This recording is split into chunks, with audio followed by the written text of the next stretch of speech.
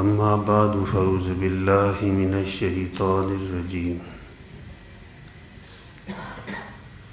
بسم اللہ الرحمن الرحیم وذکر فإن الذکریٰ تنفع المؤمنین وفی الحدیث سید القوم خادمہم سبحان ربک رب العزت عما یصفون وسلام علی المرسلین والحمد للہ رب العالمین۔ درود شریف پڑھ لیں۔ اللہم صلی علی کما صلیت علی ابراہیم وعلی آل اللہم بارک علی بارک علی ابراہیم۔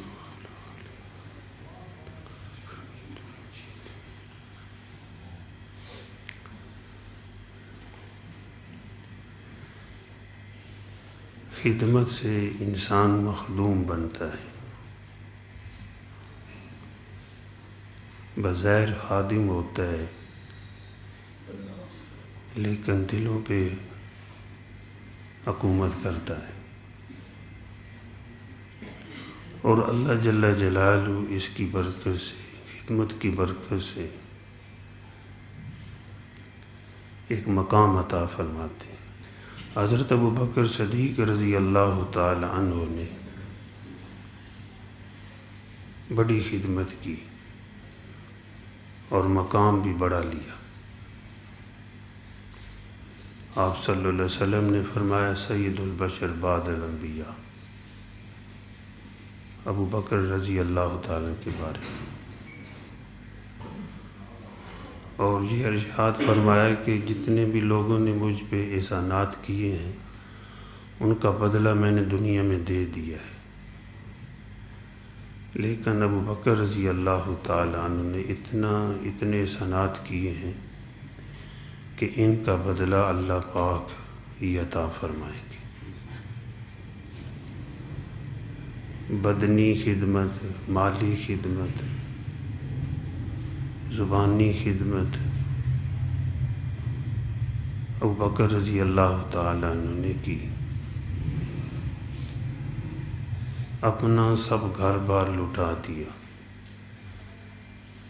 تو اللہ جل جلالہ نے ایک بہت بڑا مقام عطا فرمایا کہ آج بھی حضور صلی اللہ علیہ وسلم کے ساتھ روزہ اقدس میں سوئے ہوئے ہیں، کل قیامت کے دن حوض کوثر پہ بھی ساتھ ہوں گے۔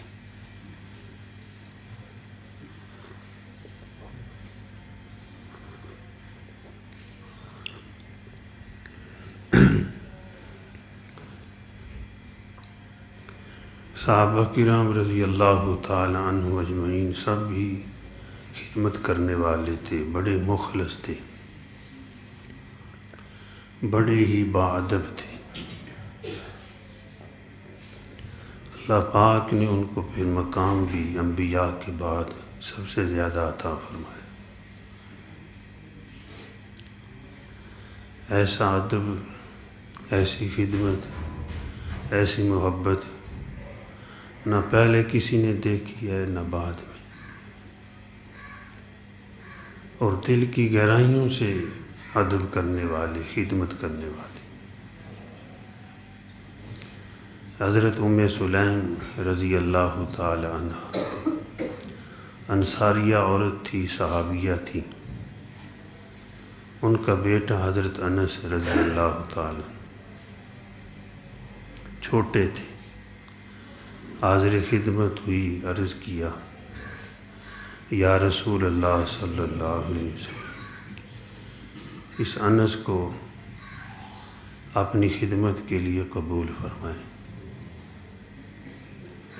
ابو طلحہ نے بھی ایک مرتبہ عرض کیا تھا رضی اللہ تعالی، تو آپ صلی اللہ علیہ وسلم نے ان کو قبول فرمایا، بچے تھے۔ تو حضرت ام سلیم رضی اللہ تعالی عنہ عرض کرنے لگی یا رسول اللہ صلی اللہ علیہ وسلم، اس اپنے خادم کے لیے دعا بھی فرما دیں۔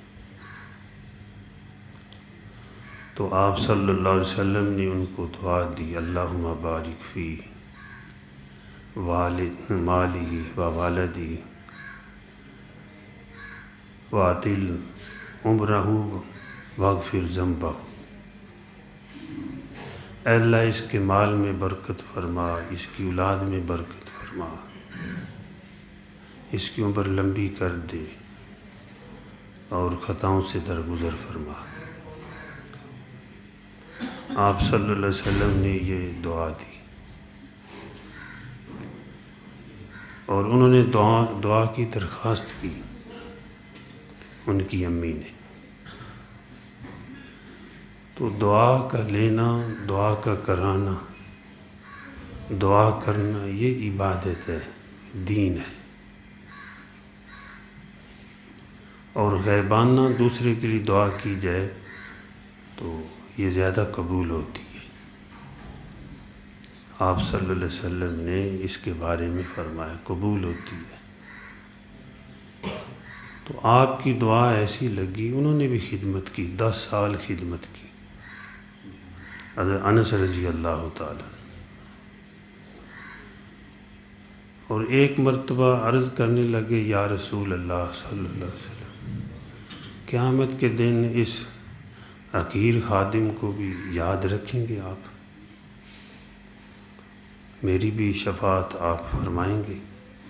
آپ نے فرمایا ہاں فرماؤں گا، آپ کی شفاعت کروں گا۔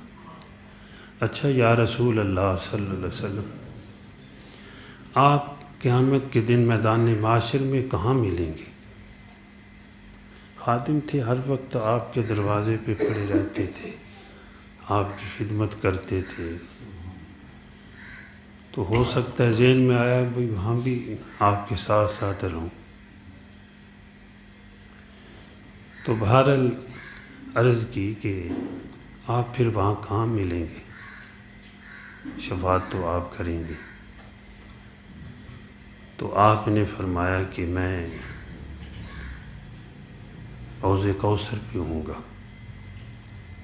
اچھا یا رسول اللہ صلی اللہ علیہ وسلم، اگر وہاں نہ ملے آپ تو پھر؟ تو آپ نے فرمایا میں میزان پہ ہوں گا، جہاں میری امت کے اعمال تولے جائیں گے۔ اچھا یا رسول اللہ صلی اللہ علیہ وسلم، اگر وہاں نہ آپ ملے تو آپ نے فرمایا میں پل صراط پہ ہوں گا۔ تو حضرت عائشہ رضی اللہ تعالی عنہا نے اس سے آگے بھی ایک مرتبہ عرض کی، یعنی آپ نے یہ 3 مقامات بتا دیے، انس میں یا تو ہوں گا حوض کوثر پہ، یا پھر میزان پہ ترازو کے پاس، یا پھر پل صراط پہ ہوں گا۔ لیکن مائی صاحبہ نے عرض کی، سوال کیا کہ ایک مرتبہ کہ یا رسول اللہ صلی اللہ علیہ وسلم، اگر آپ وہاں نہ ملے تو فرمایا عائشہ اس وقت تک میں پل صراط سے آگے نہیں جاؤں گا جب تک میری امت پار نہ ہو جائے، صلی اللہ علیہ وسلم۔ تو یہ 3 مقام ہیں کہ کبھی آپ میزان پہ ہوں گے، کبھی آپ حوض کوثر پہ، کبھی پل صراط پہ۔ تو علماء فرماتے ہیں کہ وجہ کیا ہے، ایک جگہ پہ آپ نہیں ہیں۔ تو کبھی آپ کو اگر اپنی امت کے پیاس کے بارے میں فکر ہوگی، میری امت کے پیاسے لوگ پتہ نہیں کیسے ہوں گے، تو آپ حوض کوثر پہ تشریف لائیں گے۔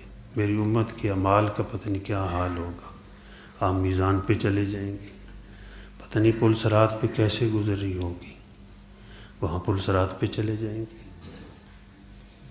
بعض کے وہاں جب گریں گے تو کہیں گے واہ محمد، حضور صلی اللہ علیہ وسلم کا نام لیں گے، حضور صلی اللہ علیہ وسلم فرمائیں گے یا رب سلم سلم، اے اللہ سلامتی چاہتا ہوں، سلامتی چاہتا ہوں۔ جیسے ماں کا بچہ گر جائے تو ماں کہتی ہے حسبی اللہ، بسم اللہ، یہ بچ جائے تو آپ صلی اللہ علیہ وسلم فرمائیں گے رب سلم سلم، اے اللہ سلامتی چاہتا ہوں، سلامتی چاہتا ہوں۔ وہاں بھی ہمارے لیے سلامتیاں مانگ رہے ہوں۔ آپ صلی اللہ علیہ وسلم کی خدمت کی حضرت انس رضی اللہ تعالیٰ، اور ساری عمر جھڑکا نہیں ہے۔ خود حضرت انس رضی اللہ تعالیٰ عنہ فرماتے ہیں، اور پھر دعا لگی ایسی کہ آپ نے فرمایا نا کہ اے اللہ ان کے مال میں برکت فرما۔ تو حضرت انس رضی اللہ تعالیٰ عنہ خود کہتے ہیں کہ اور لوگوں کے باغ تو سال میں ایک مرتبہ پھل دیتے تھے، یہ حضور کی دعا تھی صلی اللہ علیہ وسلم، میرا باغ سال میں 2 مرتبہ پھل دیتا تھا۔ اور اولاد اتنی بڑی کہ 100 بچے آپ نے، بیٹے بیٹیاں پوتے انہی خاندان کے دیکھے۔ یہاں غالباً یہ بھی آیا کہ دفن کیے ہیں، مطلب یہ ہے کہ آپ کا خاندان بھی بڑا برکت ہوئی۔ تو بڑا خاندان ہونا کوئی یہ بے برکتی نہیں ہے، کوئی فکر کی بات نہیں ہے۔ ایک وقت تھا کہ غیر نے ذہن بنایا مسلمانوں کا کہ بچے کم ہونے چاہیے، چھوٹا خاندان گھرانہ خوشحال کو اس طرح کہتے تھے، لیکن نہیں، ہمارے نبی پاک صلی اللہ علیہ وسلم نے ہمیں ترغیب دی ہے ایسی عورت کے ساتھ شادی کرو جس کے بچے زیادہ ہوں، تاکہ قیامت کے دن میری امت زیادہ ہو، میں فخر کروں، مجھے ناز ہو میری امت زیادہ ہو۔ تو پہلے الحمدللہ ایک برکتیں تھیں، اور اب وہ برکتیں بھی کم ہوتی جا رہی ہیں، لیکن غیروں نے جنہوں نے ہمیں ترغیب دی کہ یہ ان کے بچے کم ہوں، ان کے بھی گئے، ان کے معاشرے میں بچے ملتی کم ہیں۔ اب وہ فکر ماندے ہم ختم ہو جائیں گے، بھئی بچے نہیں ہوں گے تو بڑے کہاں ہوں گے، بچے ہوں گے تو بڑے ہوں گے۔ آج جتنے بڑے نظر آتے ہیں بھئی یہ سارے بچے تھے، اور یہ کہیں کہ بچے نہ ہوں تو آپ کیسے بچیں گے؟ کون پانی دے گا جب بڑے ہو جائیں گے؟ چلو کسی نے دیا کسی نے نہ دیا، کچھ فرما بردار ہوتے ہیں کچھ نہ فرما، لیکن اس میں برکت ہے۔ آپ صلی اللہ علیہ وسلم نے برکت کی دعا دی حضرت انس رضی اللہ تعالیٰ، تو بہت بڑا خاندان انہوں نے دیکھا۔ اور یہ بصرہ کے آخری صحابی ہیں، فرماتے ہیں کہ آپ صلی اللہ علیہ وسلم کی دعا کی برکت میری زندگی اتنی بڑی، بصرہ کے آخری صحابی ہیں، آخر پہ جو ہے یہ فوت ہوئے ہیں۔ کہتے ہیں میں تو جی جی کے تھک گیا ہوں، یہ حضور کی دعا تھی، تو یہ خدمت کی برکت تھی۔ اور ایک مرتبہ حجاج بن یوسف جیسے امت کا ظالم لکھا جاتا ہے کہ بڑے قتل کیے اس نے، حضرت انس رضی اللہ تعالیٰ عنہ کو دربار میں بلایا اور کہا کہ اپنے خادم کو کہ انس کو دکھاؤ ہمارے گھوڑے۔ تو حضرت انس رضی اللہ تعالیٰ عنہ گھوڑے دیکھ کے آئے حجاج بن یوسف کے، تو پوچھنے لگا ایسے گھوڑے آپ نے حضور کے دیکھے ہیں صلی اللہ علیہ وسلم، آپ نے آقا کے؟ مطلب کیا میرے بڑے اعلیٰ گھوڑے کہ آپ نے حضور صلی اللہ علیہ وسلم کے پاس ایسے گھوڑے دیکھے ہیں؟ انس رضی اللہ تعالی عنہ نے فرمایا کہ اس سے تو بڑے بہتر دیکھے حضور کے گھوڑے صلی اللہ علیہ وسلم۔ فرمایا گھوڑے آپ صلی اللہ علیہ وسلم نے فرمایا 3 قسم کے لوگ پالتے ہیں۔ حضرت انس رضی اللہ تعالیٰ نے حجاج کو، جو وقت کا گورنر تھا، حکومت کا آدمی تھا، بڑا تھا اور اشارے اشارے میں قتل کر دیتا تھا، حدیث سنائی کہ آپ صلی اللہ علیہ وسلم نے فرمایا ایک گھوڑا ہے کہ وہ پالا جاتا ہے جہاد کے لیے، اللہ کے راستے میں دین پھیلانے کے لیے، کلمات اللہ کی بلندی کے لیے۔ ایک گھوڑا وہ ہے، فرمایا اس گھوڑے کی آپ نے یہ شان بتائی ہے کہ اس گھوڑے کا گوشت پوست، بول و براز، اس کی لید، اس کا پیشاب، جو پالنے والا ہے اس کے نیک اعمال کے ساتھ تلے گا۔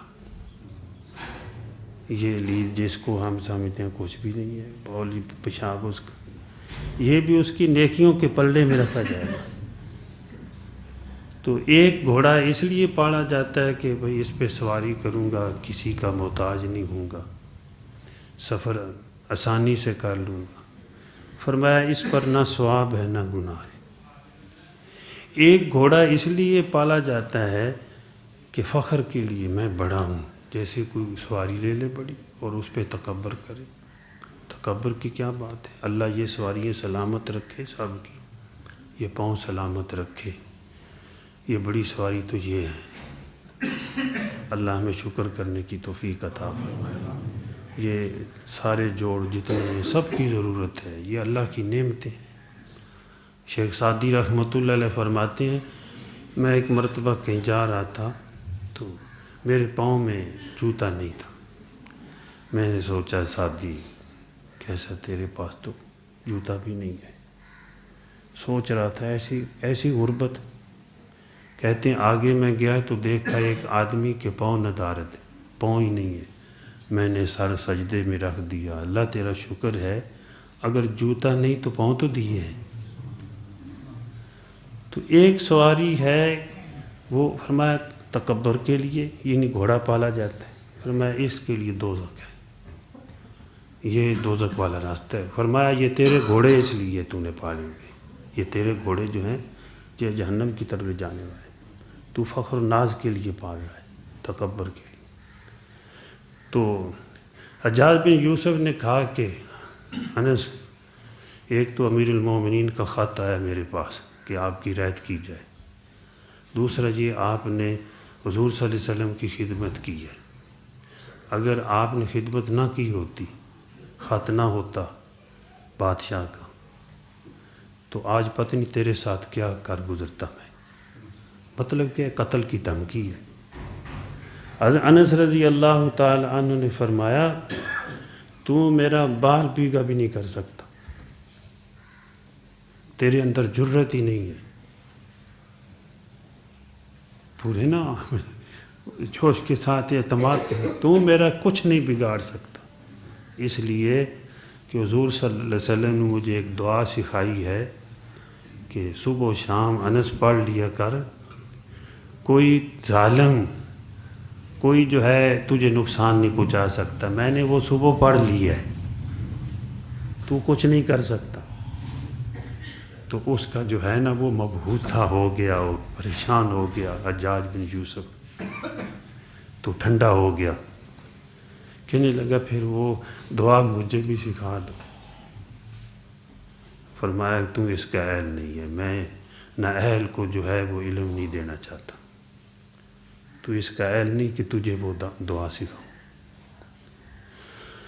آپ کی ایک حدیث ہے مشکوٰۃ شریف میں، فرمایا کہ نااہل کو علم سکھانا ایسا ہے جیسے کہ خنزیر کے گلے میں زیور پہنا دینا، موتی پہنا دینا، مقصد اس کی توہین ہے، اس زیور کی، اس موتی کی توہین ہے خنزیر کے گلے میں، یہ تو انسان کے لیے ہے۔ فضائل بن عیاض رحمۃ اللہ علیہ فرماتے ہیں نااہل کو جو کہ دین کو بگاڑتا ہے، بیچتا ہے، ایسے آدمی کو علم سکھانا ایسے جیسے ڈاکو کے ہاتھ میں تلوار دینی۔ تو حضرت انس رضی اللہ تعالی نے فرمایا حجاج کو تو اس کا اہل نہیں، تجھے میں علم سکھاؤں، میں نہیں تجھے سکھاؤں گا۔ کہنے لگے اپنے بھتیجے کو سکھا دو، میرے بیٹے کو، فرمایا اس کو بھی نہیں سکھاؤں گا۔ پھر اپنے بیٹے کو کہنے لگے چچا سے سیکھ لو، سارا غصہ اتر گیا ہے، چچا سے سیکھ لو۔ فرمایا نہیں تمہیں نہیں سکھاؤں گا۔ تو بہرحال حضرت انس رضی اللہ تعالیٰ عنہ آپ صلی اللہ علیہ وسلم کی خدمت کی برکتیں حاصل ہوئیں، مال میں برکتیں، اولاد میں برکتیں، عمر میں برکتیں، کاروبار میں برکتیں۔ تو خدمت کی برکت سے اللہ جل جلالہ مخدوم بھی بناتے ہیں اور اللہ پاک ایک مقام عطا فرماتے ہیں، اور مشقت اور خدمت کے بعد جو علم حاصل کیا جاتا ہے اس کے اندر ایک یقین پیدا ہوتا ہے، اعتماد ہوتا ہے اللہ کی طرف سے۔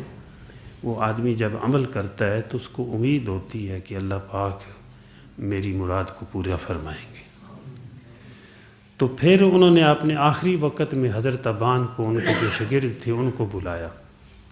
ابان، میں نے 10 سال خدمت کی حضور کی صلی اللہ علیہ وسلم، جب دنیا سے آپ تشریف لے گئے تو مجھ سے راضی تھے، خوش تھے۔ ابان، تو نے میری 10 سال خدمت کی ہے، آخری وقت ہے، میں بھی تو اس سے راضی ہوں۔ مجھے حضور صلی اللہ علیہ وسلم نے یہ دعا سکھائی تھی، بسم اللہ علی نفسی و دینی، بسم اللہ علی اہلی و مالی و والدی، بسم اللہ علی ما اعطانی، آخر تک تو ہے وہ دعا ہے۔ یہ یہاں کسی نے اگر یاد کرنی ہو تو ہمارے یہاں کتاب ہے، اسے یاد کر لیں۔